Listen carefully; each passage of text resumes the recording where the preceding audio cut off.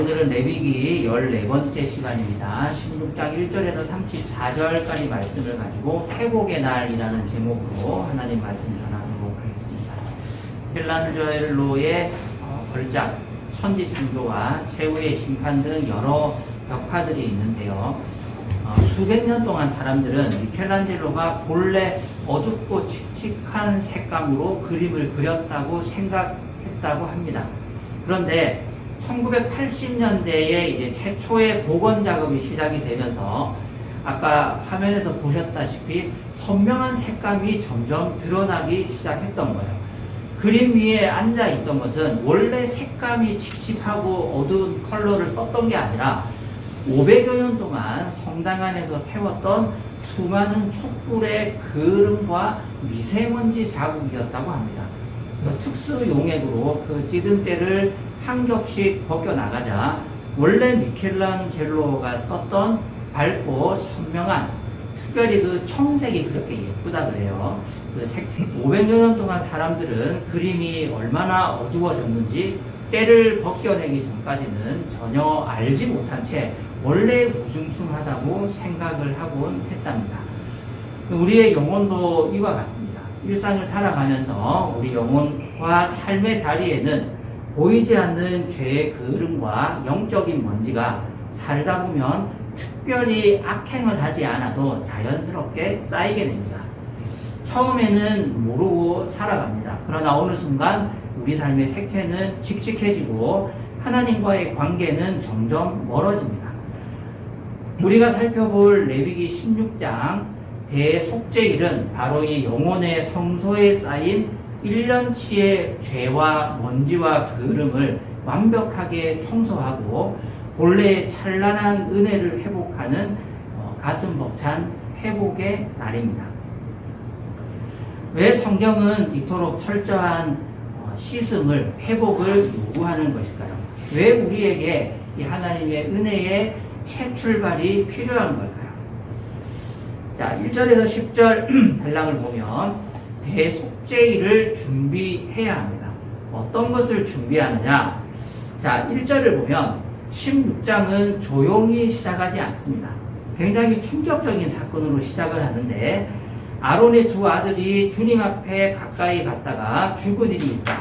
그들이 그렇게 죽은 뒤에 주님께서 모세에게 말씀하셨다고 1절을 시작해요. 이 얘기가 왜 여기서 나옵니까? 이거 어디에 나왔던 내용일까요? 레위기 10장에 나왔던 거예요. 1장에서 9장까지 쭉 제사법과 제사장 임명식이 나오고 레위기 10장에 아론의 두 아들이 하나님 앞에 예배를 잘못 드렸다가 현장에서 즉사하는 내용이 나옵니다. 그리고 스토리의 단절이 있고 11장에서 15장에 정결과 부정에 관한 말씀들이 나와요. 그리고 오늘 본문 16장이 나옵니다. 10장의 충격적인 사건을 16장 1절에 언급하잖아요. 아론의 두 아들이 주님 앞에 가까이 갔다가 죽은 일이 있다. 왜 이렇게 성경을 썼을까요? 그러면 16장 1절이 아니고 11장 1절이 되는 게 훨씬 자연스럽지 않습니까? 중간에 11장에서 15장은 왜 넣어놓은 걸까요? 혹은 16장은요, 대속죄일과 초막절을 끼고 있는 절기에 해당하는 주제이기 때문에 차라리 23장에서 25장에 있는 절기장의 뒤에 가서 붙는 게 더 적절해요. 근데 왜 16장이 정함과 부정함을 일상의 생활에서 구별하는 11장에서 15장 다음에 나오는 걸까요?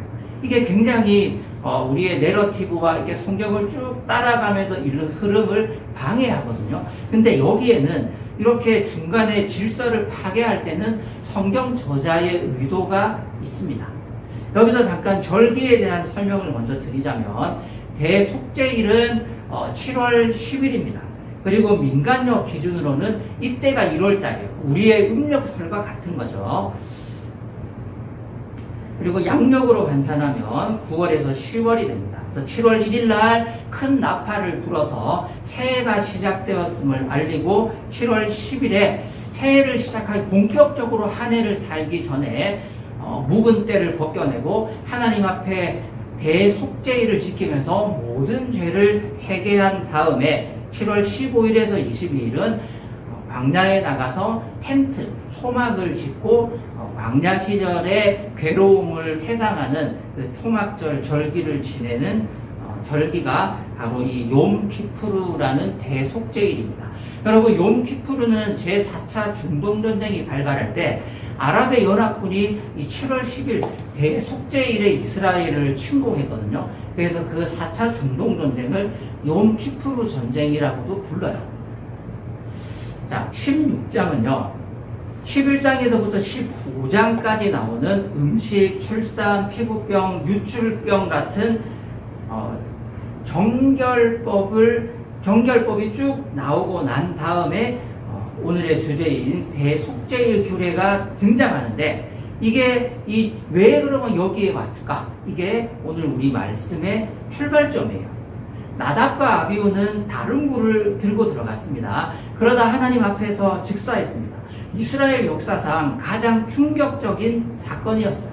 대제사장의 아들들이 성막에서 가장 거룩하고 안전하다고 생각했던 곳에서 제사를 드리다가 죽었으니까요. 그 직후에 하나님이 살아남은 아론과 그의 아들들에게 이렇게 말씀하셨습니다. 레위기 10장 10절을 보면 너희는 거룩한 것과 속된 것을 분별해라.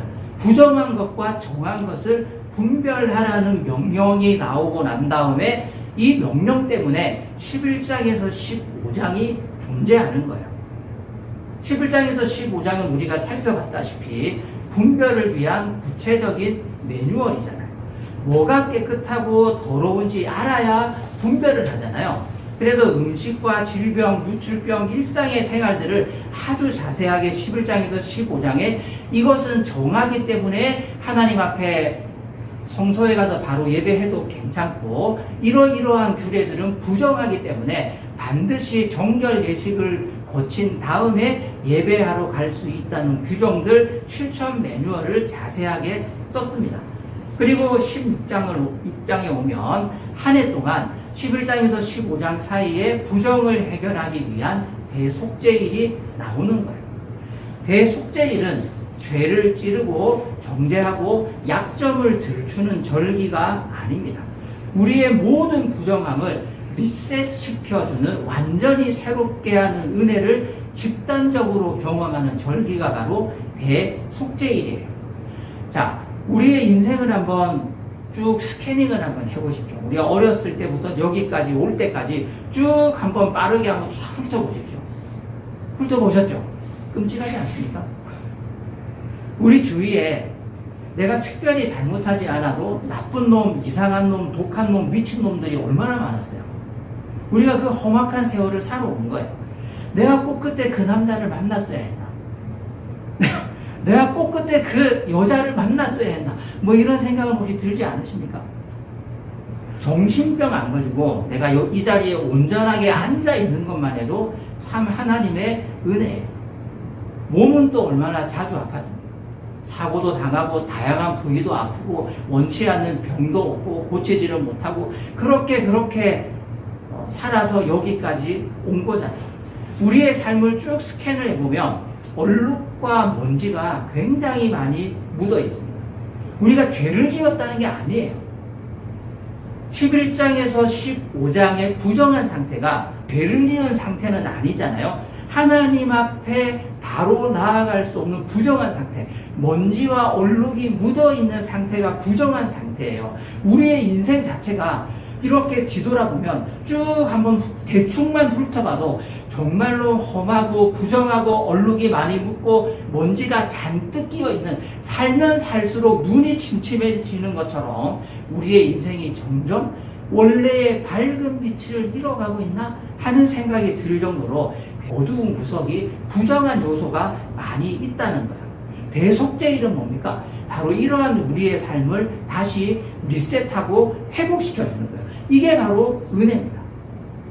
그래서 하나님 앞에 내 인생이 얼마나 침침해져 왔나, 원래 밝고 명랑하게 인생을 시작했던 것 같은데, 어렸을 때는 아무 걱정 근심이 없었던 것 같은데 왜 이렇게 된다라는 것들을 생각하면 생각할수록 이 자리까지 내가 올 수 있었던 것, 그것이 하나님의 은혜고, 하나님께서 끊임없이 우리의 삶을 깨끗하게 해주시고, 하나님께서 끊임없이 원래 우리가 갖고 있던 그 생기 넘치는 색깔을 다시 회복시켜 주시고, 다시 밝게 해주시고 깨끗하게 해주는 이 대속죄일의 은혜가 우리에게 필요하다는 것을 알게 되는 거예요. 아는 만큼 은혜를 구합니다.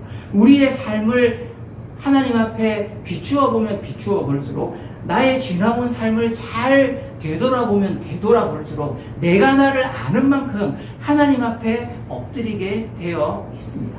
내가 얼마나 더러운지 거울을 보는 것만큼 깨끗하게 씻을 수 있는 것과 마찬가지입니다. 대속죄일은요,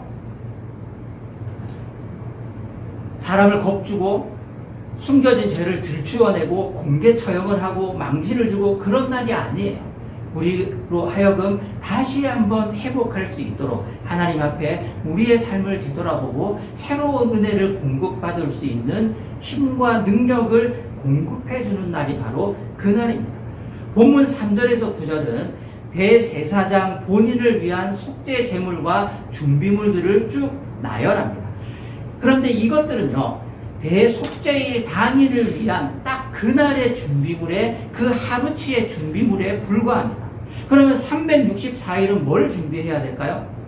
대속죄일은 그냥 당일에 지성소에 한번 들어갔다 나오고 염소와 양과 소를 죽이는 날이 그게 전부가 아니에요. 대속죄일의 진짜 준비는 바로 364일 동안 내가 어떻게 살았는지 하나님의 말씀에 비추어서 자기 자신을 볼 줄 아는 그 통찰력과 콘텐츠예요. 부정의 내용을 알아야 회개도 하고 정하게 해달라고 기도도 할 거 아니에요. 내가 얼마나 부정했는지, 내가 얼마나 부족했는지, 내가 얼마나 많은 얼룩이 저 있는지를 전혀 알지 못하면 맹숭맹숭하게 하나님 앞에 나올 수밖에 없습니다. 우리가 예배하러 나올 때도 마찬가지입니다. 물론 예배의 내용은 하나님의 말씀이 핵심입니다. 하지만 우리의 삶을 하나님의 말씀으로 스캔할 수 있는 건 하나님의 은혜가 비추어져야 가능한 거예요. 하나님의 말씀으로 내 삶이 리셋되고 깨끗해지는 그 자유함이 우리 안에 있기를 바랍니다.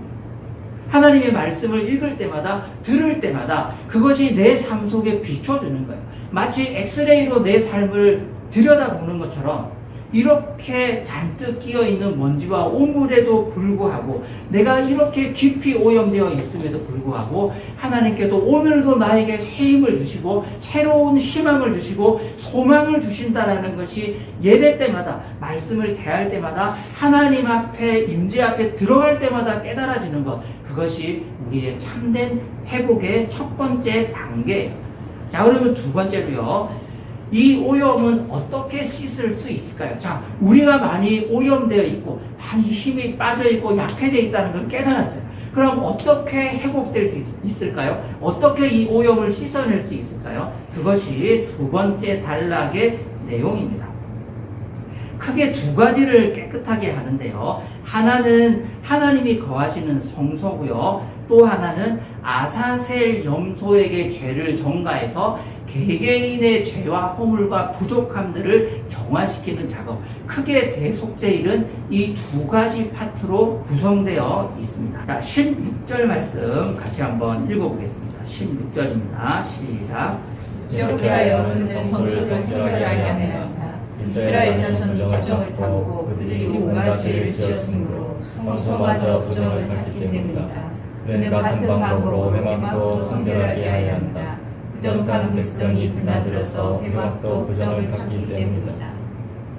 여기서 잠깐 짚고 넘어가야 될 게 있는데, 자, 여기에 있는 대제사장의 옷은 평상시 지성소에 들어가기 전에 성소까지만 들어갈 때 입었던 대제사장의 옷이에요. 여기 그림에는 잘 안 보이는 것 같은데, 그 대제사장의 옷 술기에 보면 방울들이 이렇게 붙어 있습니다. 그래서 항상 움직일 때마다 딸랑딸랑하고 소리가 났어요.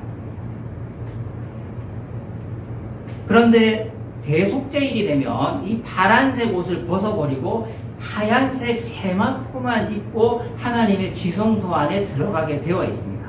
이것은 순결과 죄가 없음을 상징하는, 하나님 앞에서 겸손을 상징하는 옷만 입고 들어가거든요. 그러면 위에 이 겉도리를 벗잖아요. 그럼 방울은 어떻게 되겠습니까? 자연스럽게 제거가 되겠죠. 교회 오래 다니신 분들은 이런 얘기를 한 번쯤은 들어보셨을 텐데, 대제사장이 지성소에 들어갈 때 발목에 밧줄을 묶고, 그리고 방울을 달고 들어가서 지성소 안에서 죽었나 죽지 않았나 바깥에서 사람들이 들을 수 있게 했다.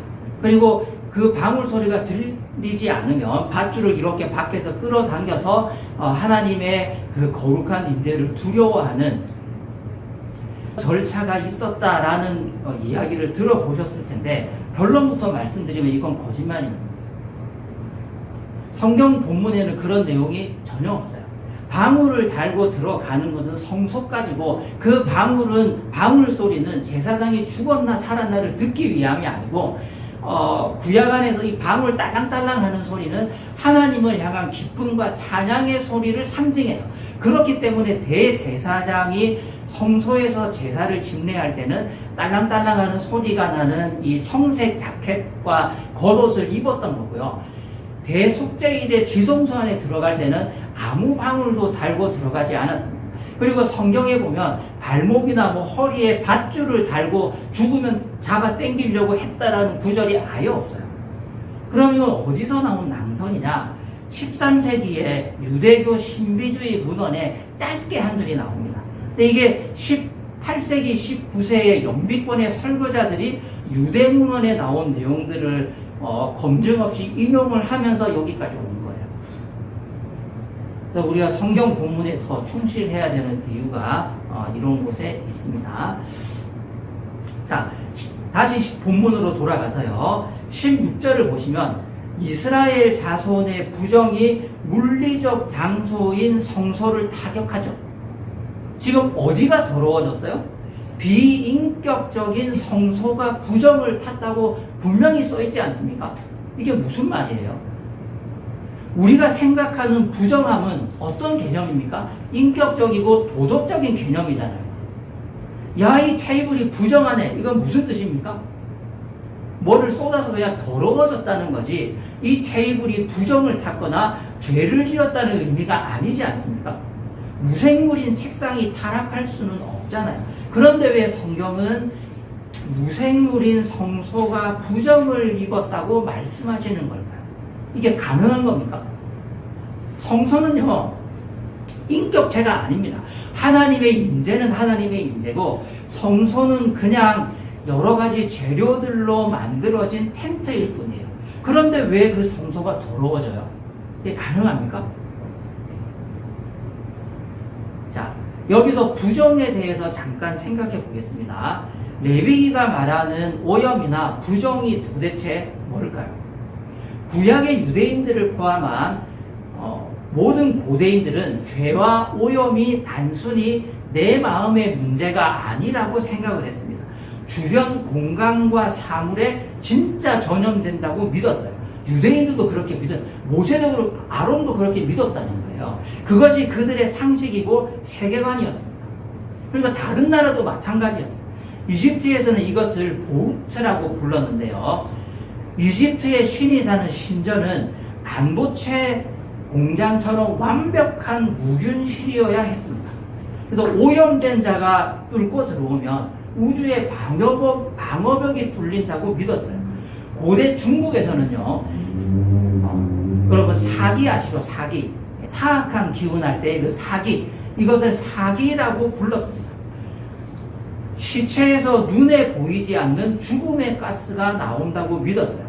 그래서 옛날 전통 상례법에 보시면 상주가 산의 움막에서 상복을 입고 혼자 거기 있잖아요. 그게 왜 그랬냐면 상주가 가족의 장례를 치르면서 부정을 탔기 때문에 몸에서 나오는 사기로 자기 집안이나 다른 사람에게 악한 기운을 퍼뜨리지 않기 위해서 혼자 움막을 짓고 격리당한 거예요.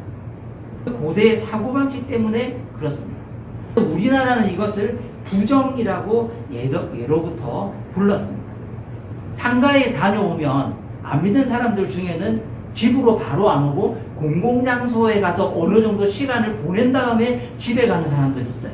미신을 믿기 때문에 부정타지 않으려고 그러는 거예요. 아기가 태어나면 옛날 사극에 보면 대문에 뭐를 쳐요? 금줄을 치잖아요. 그 금줄이 뭡니까? 금지할 금자잖아요. 악한 귀신이 틈타지 못하도록 대문에 금줄을 치는 거예요. 그래서 이집트나 중국이나 한국 할 것 없이 모두 레위기의 오염 개념과 부정 개념과 동일합니다. 죄와 죽음이 진짜 우리의 주변과 사물을 썩게 만들고 부정하게 만든다고 믿었던 거예요. 이 부정이라는 단어를 히브리어로 타메라고 하는데요. 이거를 어떻게 번역할 것인가 굉장히 고민이 많았습니다. 우리 한글 성경은 부정이라고 번역을 했는데 이게 사실은 무속신앙에서 온 단어이기 때문에 적절하지 않다는 지적도 많아요. 그래서 현대인의 성경 같은 경우에는 문맥에 따라서는 아예 부정이라는 단어를 삭제해버리고 하나님 앞에 예배하지 못하는 상태라고 풀어서 번역한 구절들도 많이 있습니다. 영어로는 unclean이라고 했는데요. 영미권에 흘리나면 손이 더러워졌다고 할 때의 그 더러움, 그러니까 이 물리적인 더러움을 연상시키는 경우가 많기 때문에 이것도 적절한 번역은 되지 못해요. 그래서 고대인들의 세계관 속에서 이 탐해를 어떻게 현대어로 옮길 것인가, 이게 굉장히 성경 번역가들에게는 숙제였어요. 보이지 않는 영적 결함이 생겼고 전염성이 있다는 이 탐해의 의미를 그나마 한국어 부정이라는 단어는 굉장히 잘 살린 번역에 속합니다. 중요한 것은요, 하나님은 고대인들의 이 사상을 교정하려고 바꾸려고 시도하지 않으셨다는, 그걸 그냥 내버려 두세요. 그냥 그것을 인정하시고 그 안에서 하나님의 진리를 가르쳐 주셨어요. 그런데 우리는 다를까요? 이게 중요한 질문이에요. 우리는 다르겠습니까? 우리는 테이블이 저주를 받고 오염됐다고 생각하지 않을지는 몰라도 이 세계관은 여전히 살아있습니다. 펜실베니아 대학의 심리학자 폴 오진이라는 세계적인 석학이 있는데요. 이분이 이런 실험을 했습니다. 실험 참가자들을 모아놓고 바퀴벌레를 깨끗하게 소독해, 그러니까 무균의 바퀴벌레를 딱 진짜 집어들어요. 그리고 주스가 있어요. 바퀴벌레를 잠깐 넣었다가 뺍니다. 과학적으로는 이 바퀴벌레는 일체에 무해하고 아무 해도 끼치지 않아요. 그것을 충분히 과학적으로 설명을 해준 다음에, 자, 이 주스를 마실 수 있는 사람하고 물었을 때 몇 명이 마셨을까요? 단 한 명도 마시지 않았어요. 스웨터를 가지고, 스웨터. 여러분이 스웨터는 세탁소에서 깨끗하게 세탁을 했습니다. 그리고 살균 처리도 있고 완벽하게 아무 세균도 없고 깨끗합니다. 그런데 이 스웨터는 히틀러가 입었던 스웨터입니다. 이 스웨터 가지실 분 몇 명이 손을 들었겠습니까? 단 한 명도 그 스웨터를 받으려고 하지 않았습니다. 우리가 과학적이라고요? 천만의 말씀이에요. 과학적으로 봤을 때 바퀴벌레를 잠깐 넣었다가 빼는 건 인체에 무해합니다. 히틀러가 입었던 그 스웨터를 내가 입는다고 나도 악마가 됩니까? 내가 재수 없어요? 내 인생이 망해요? 아무 상관이 없잖아요. 그런데 그거 아무도 입으려고 하지 않습니다. 어떤 집에 사람이 자살을 해서 집에서 자살을 해서 생을 마감했다고 합시다. 그 집에 이사 가실래요?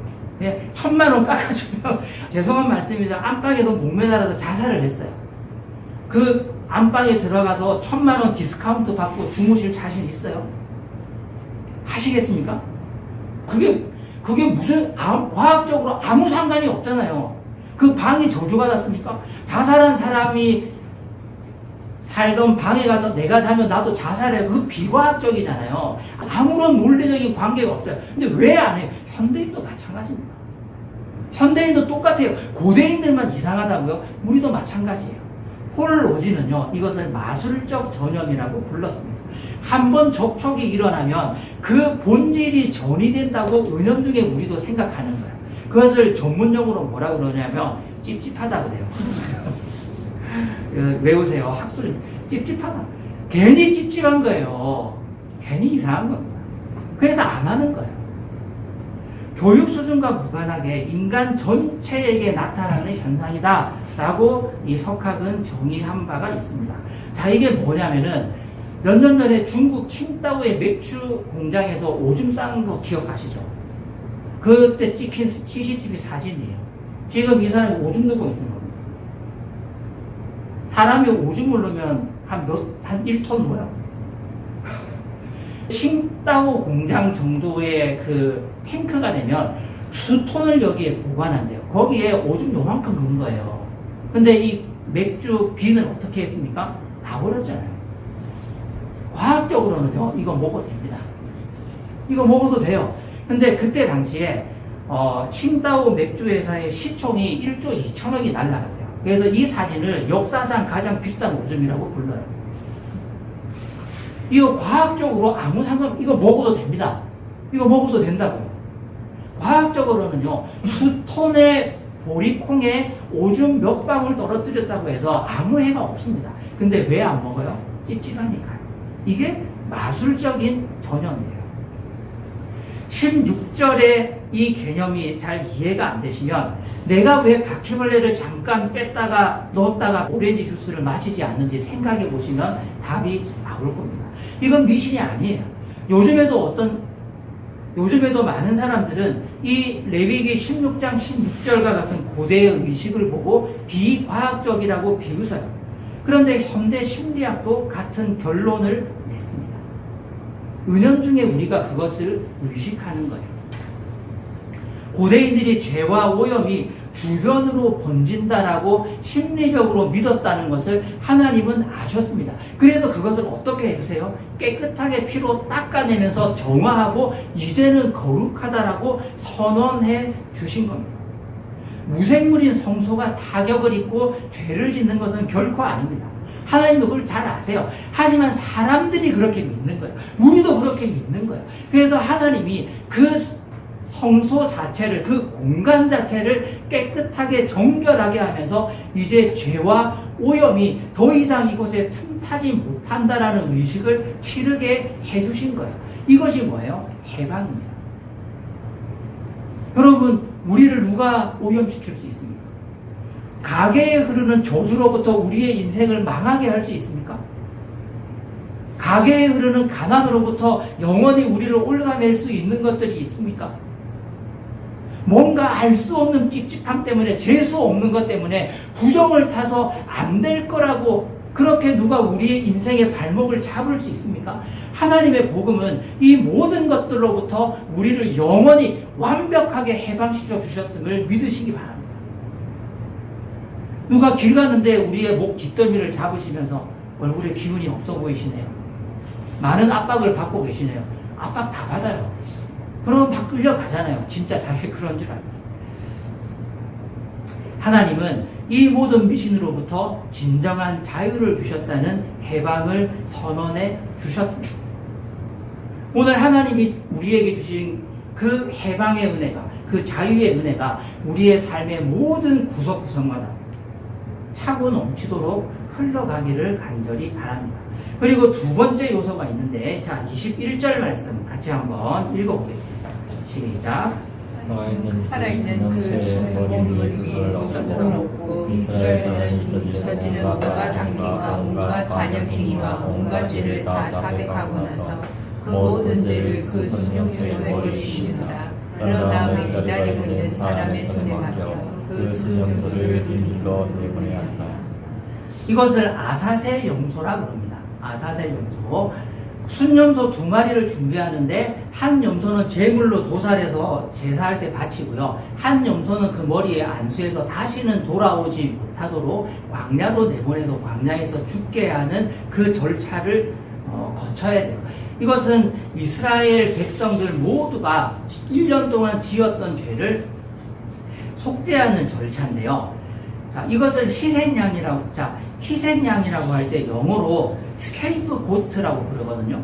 뭐 이상하지 않으세요? 뭐가 이상합니까? 고트는 염소잖아요. 그럼 희생 염소가 아니고 왜 희생양이에요? 아사셀 염소에서 그 단어를 어원으로 해서 희생양이라는 영어 단어가 나온 거예요. 스케이프 고트, 원래는 아사셀 염소에서 그 단어가 나왔기 때문에 희생양을 희생염소라 부르지 않고 스케이프 고트라고 불러요. 우리의 모든 죄를 이 염소에게 전가시켜서 희생양 삼아서 멀리 내보내고 우리의 죄가 멀리 사라졌다는 것을 하나님이 용서해 주셨다는 것을 시각적으로 보여주는 절차가 바로 이 아사셀 염소 절차입니다. 히브리서 13장 11절은요. 유대교의 제사의식에서 대제사장은 속죄제물로 드리려고 짐승의 피를 지성소에 가지고 들어가고 그 몸은 진영 밖에서 태워버립니다. 이것이 염소 2마리 중에 1마리고요. 또 1마리는 어떻게 하느냐? 13장 12절 말씀 같이 한번 읽어보겠습니다. 시작.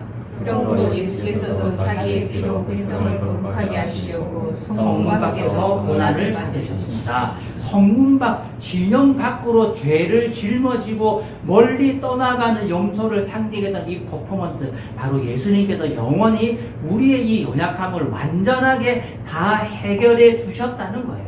이것이 저와 여러분에게 주어진 하나님의 완전하고 완벽하고 영원한 은혜이신 줄로 믿으시기 바랍니다. 더 이상 어떤 것도 우리의 마음을 무겁게 하지 않기를 바랍니다. 더 이상 어떤 것도 쓸데없는 미신이나 아무 능력도 없는 그 뭔가 부정탄 게 아닐까? 어디서부터 꼬인 걸까? 그냥 내 인생은 풀 수 없는 게 아닐까? 이런 거짓된 음성에 속지 않으시기를 바랍니다. 예수님께서 이 모든 것을 완벽하게 영원히 해결해 주셨습니다. 그리고 마지막 단락 29절에서 34절을 보시면 이 대속죄일을 하나님께서 선포하시고 이날은 스스로 괴롭게 하는 날이라고 말씀하셨어요. 29절 말씀을 보시면 다음은 너희가 길이 지켜야 할 규례이다. 일곱째 달 그 달 10일, 7월 10일이죠. 너희가 스스로 고행을 하는 날이니 아무 일도 해서는 안 된다. 이것은 이스라엘 사람이거나 너희와 함께 사는 외국 사람이거나 다 지켜야 한다고 말씀하셨습니다. 개역 개정에는 스스로 괴롭게 한다라고 스스로 고행을 하는 날을 번역을 했는데 이것은 대속죄일이 되면 신체적인 자해나 고행을 한다는 게 아닙니다. 이것을 원어를 직역을 하면 영혼에 압력을 가한다는 뜻이에요. 생명에 압박감을 가한다라는 뜻이에요. 더 쉽게 약간 돌려서 쉽게 얘기하면 우리 마음에 압박감을 주는 거예요. 부담감을 주는 게 대속죄일입니다.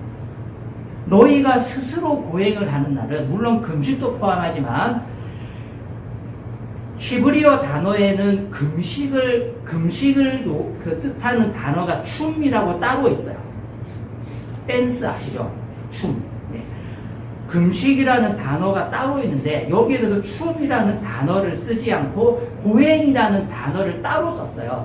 근데 이 고행이라는 단어는 무슨 뜻이냐면 우리의 마음에 심적인 압박감, 심적인 부담감을 스스로 불편하게 하면서 가한다라는 거예요. 그런 어감을 주기 위해서 일부러 이 단어를 쓴 겁니다.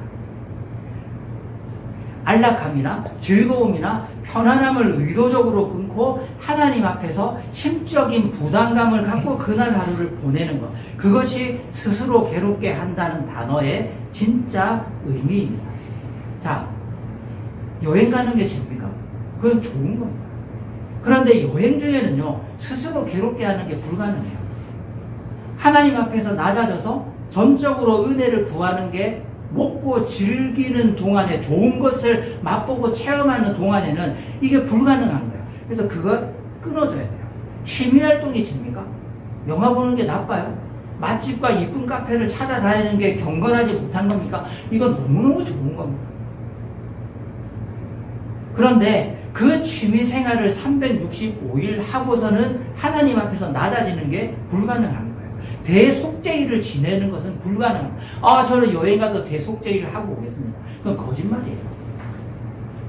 여기서 말하는 심적인 부담감, 영혼의 압박을 가하는 건 뭐냐면 죄는 아니지만 일상적으로 누릴 수 있는 밥 먹는 것과 놀러 가는 것과 모든 일상에서 누릴 수 있는 편안한 것들을 의도적으로 끊어버리고 스스로 불편하게 하면서 마음의 심적인 부담감을 지우고 불편하게 하나님 앞에서 스스로 낮아지는 거예요. 그게 대속죄일, 스스로 괴롭게 하는 것의 진짜 의미입니다. 단 하루만 여행 가지 마십시오. 단 하루만 취미활동도 하지 말고 핸드폰도 하지 마십시오. 그리고 364일은 그거 다 하세요. 이게 성경의 정신입니다. 구약의 백성들은 스스로를 괴롭게 영혼의 압박을 가하면서 성소의 더러움을 정화하고 자신의 도덕적인 죄를 회개하고 하나님 앞에서 대속죄일을 지켰습니다. 그래서 고린도전서 3장 16절을 보면 여러분은 하나님의 성전이며 하나님의 성령이 여러분 안에 거하시는 것을 알지 못합니까? 라고 말씀하셨습니다. 이게 최종적인 결론입니다. 우리가 어떻게 회복할 수 있습니까? 하나님이 우리 안에 들어오셔서 우리의 몸과 우리의 삶과 우리의 인생을 성전 삼으셔서 우리의 삶 자체를, 우리의 몸 자체를, 우리의 인생 자체를 거룩하게, 완전하게, 영원하게 바꾸어 주신 거예요. 그러므로 우리의 삶은 이제 어떻게 변합니까? 거룩하게 변하고 새로운 소망이 있고 대속죄일의 은혜가 옛날에는 정말 죽을 수도 있다는 부담감을 가지고 지성소 안에 들어갔지만 우리가 하나님의 성전이고 하나님의 성령이 우리 안에 거하시기 때문에 우리가 축복을 받지 못할 이유가 없다는 거예요. 우리가 여러 가지 핸디캡을 딛고 일어서서 주님께서 우리에게 주시는 그 은혜와 생명을 받아 누리지 못할 이유가 하나도 없다는 거예요. 그것이 하나님께서 우리에게 주시는 대속죄일의 참된 은혜입니다. 그러기 위해서 어떻게 해야 돼요? 단 하루만 스스로 불편하게 만드세요. 단 하루만 할 수 있는 것들을 스스로 포기하시고 금식도 필요하다면이 아니고 그날은 하셔야죠.